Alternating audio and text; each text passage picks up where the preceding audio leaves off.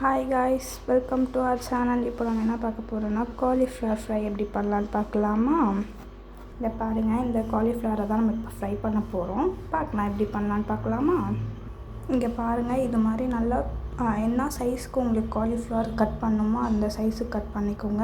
எனக்கு வந்து கொஞ்சம் நார்மல் சைஸில் நான் கட் பண்ணிக்கிட்டேன் அந்த காலிஃப்ளவரில் நிறையா பூச்சிலாம் இருந்துச்சு. இப்போ வந்து நம்ம என்ன பண்ணணும், ஒரு வானலில் வந்து தண்ணி வந்து ஹீட் பண்ணி இந்த காலிஃப்ளவர்லாம் கொட்டிக்கலாம். பார்க்கலாம் அது எப்படின்னு. இங்கே பாருங்கள், தண்ணி கொஞ்சம் கொதிச்சிட்ருக்கு. அதுக்கு முன்னாடி நம்ம வந்து லைட்டாக டர்மரிக் போட்டுக்கலாம். டர்மரிக் பவுடர் கொஞ்சமாக போட்டுக்கலாம். நம்ம இந்த காலிஃப்ளவர் கட் பண்ணி வச்சுருக்கோம்ல, அதை வந்து இந்த சுடு தண்ணியில் கொஞ்சம் போட்டுக்கலாம். ஏன்னா அந்த புழுவெலாம் இருக்குல்ல, அதெல்லாம் டெத் ஆகிடும் இதில் போட்டால், செத்துரும். அதனால் நம்ம அப்படி போடுறோம். வந்து லைட் ஹீட்டில் இருந்தால் போதும். ரொம்ப ஹீட்டாக இருந்துச்சுன்னா இதுவே பாதி நல்லா குக் ஆகிடும். அதனால் அப்படி வேண்டாம். கொஞ்சம் ஹீட் கொஞ்சம் இதாக வச்சுக்கிட்டு இதில் ஒரு 5 மினிட்ஸ் இது இந்த ஹாட் வாட்டர்லேயே கொஞ்சம் நேரம் இருக்கட்டும். இது இப்போ நல்லா கொஞ்சம் இதாகிடுச்சு. அந்த வாட்டர்லாம் ஹீட் ஆகி அந்த புழுவெலாம் கொஞ்சம் செத்துருச்சு. அதனால் இப்போ வந்து நம்ம ஒரு பிளேட்டில் எடுத்து வச்சுக்கலாம்.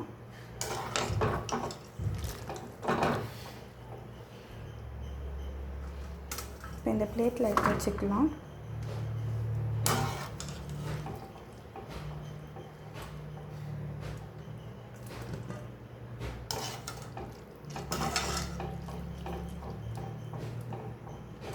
இப்போ நம்ம எல்லாமே இந்த பிளேட்டில் எடுத்து வச்சிட்டோம். இப்போ வந்து நம்ம கொஞ்சம் நார்மல் தண்ணியில் வந்து கொஞ்சம் இதை நல்லா வாஷ் பண்ணிக்கணும். வாஷ் பண்ணிவிட்டு இப்போ பார்க்கலாம். இப்போ நம்ம வந்து இந்த காலிஃப்ளவருக்கு தேவையான மசாலாலாம் இப்போ போட்டு ஆட் பண்ணிக்கலாம். என்னென்ன மசாலான்னு பாருங்கள். இதில் இருக்க அந்த தண்ணியெல்லாம் நம்ம ஃபில்டர் பண்ணிடணும். தண்ணி இருந்தால் அதுக்கப்புறம் மசாலா ஆட் பண்ணுறப்போ இதாகும். இப்போ வந்து கொஞ்சமாக நம்ம ஒரு 1/2 டேபிள் ஸ்பூன் வந்து நம்ம மஞ்சத்தூள் போட்டுக்கலாம். மஞ்சத்தூள் ஆட் பண்ணிக்கலாம். அப்புறமா கொஞ்சமாக ஒரு 1/2 டேபிள் ஸ்பூன் வந்து கரம் மசாலா போட்டுக்கலாம். போதும் இவ்வளோ. அப்புறம் ஒரு டேபிள் ஸ்பூன் வந்து நம்ம கார்ன்ஃப்ளவர் பவுடர் சேர்த்திக்கலாம். அது கொஞ்சம் நல்லாயிருக்கும், கிறிஸ்பியாக தரும். அது கொஞ்சம் நல்லா ஆட் பண்ணிக்கலாம். அப்புறமா தனியாத்தூள் வந்து கொஞ்சமாக ஆட் பண்ணிக்கலாம்.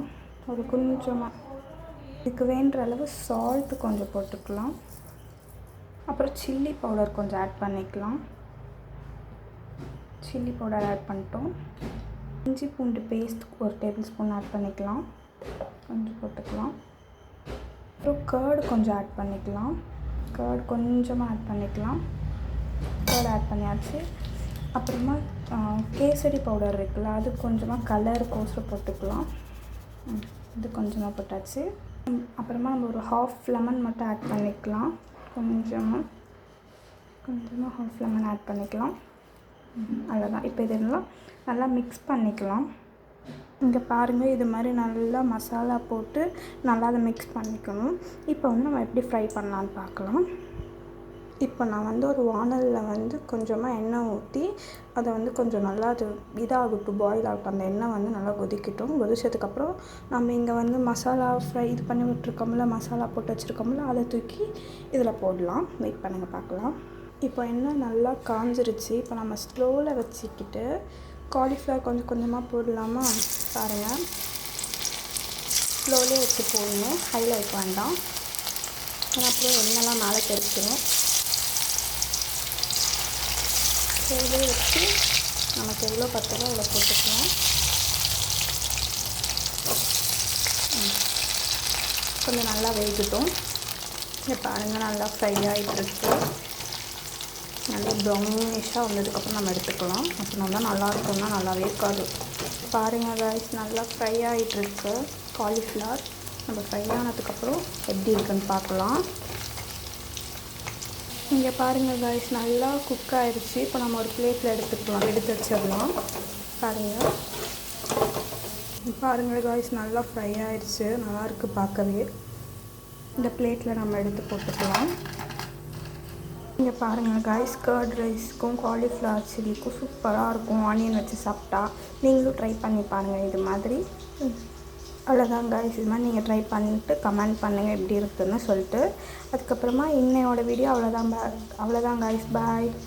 இந்த வீடியோ பிடிச்சிருந்தா லைக் பண்ணுங்கள், ஷேர் பண்ணுங்கள், மறக்காமல் என்ன பண்ணணும், சப்ஸ்கிரைப் பண்ணிடுங்க. பாய் பாய் காய்ஸ். நெக்ஸ்ட் வீடியோவில் பார்க்கலாம்.